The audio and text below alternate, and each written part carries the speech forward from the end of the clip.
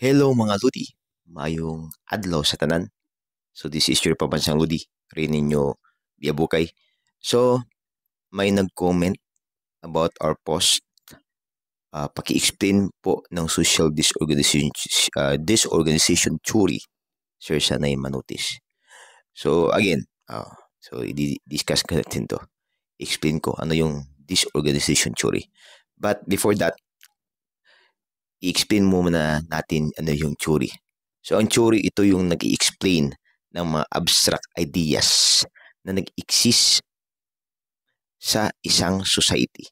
So if may circumstances or may nangyayari na panghitabo sa isang society, so ini-explain ito ng theory. Pero abstract ideas lang siya.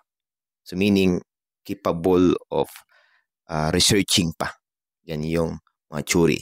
So ano itong disorganization theory? So matatawag natin ang society as organized pag ang economic status ay tumataas.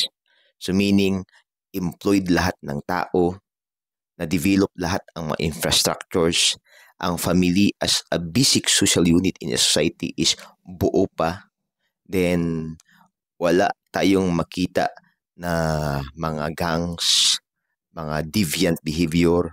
So yan yung organized na society. So kasi pag tinatawag nating society, may group of people na tabang-tabang or nagbibigay ng development or growth sa society. Pero if it happens na may mga unemployed, may mga broken families, mga single parenthood, may mga mawawalang business infrastructures, diba? Kasi maraming bankruptcy. Then, ang economic status is low. So, dyan natin matatawag na disorganized ang society.